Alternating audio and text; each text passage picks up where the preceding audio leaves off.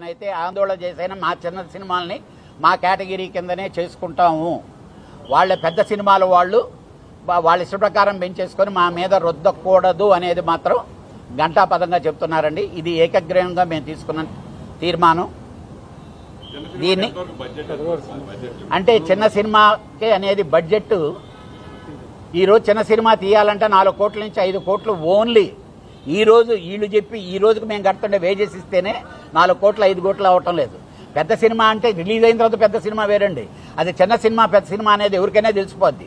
Producer దగ్గర నుంచి undertaking తీసుకోమనండి. రియల్గా ఆడు ఖర్చు పెట్టి చేస్తే అంతే సార్. ఇప్పుడు దాన్ని బట్టే అర్థమైపోద్ది కదండి. ఆ పని చేసేవాడికి అర్థమైపోద్ది కదా చిన్న సినిమానా పెద్ద సినిమానా. పని చేసేదానికి చాలామంది ఉన్నారండి, చేయనివ్వటం లేదు. చేసేదానికి వర్కర్లు చాలా మంది ఉన్నారు పని లేక. ఎవరు వాళ్ళు పైసా పెంచి ఇచ్చేది లేదు. ఎవరు చేసుకోగలిగినా వాళ్ళు సినిమా షూటింగ్ చేసుకోవచ్చు. ఇప్పుడు నుంచే చేసుకోవచ్చు. చిన్న సినిమా అనేవాడు వేజెస్ పెంచరు. వాళ్ళు ఎవరితో పని చేసుకున్నా ఎవరు పోయి ఎవరు ఆపేదానికి రైట్ లేదండి. డెఫినెట్గా వేజెస్ పెంచేదానికి వాళ్ళు సుముఖంగా లేరు.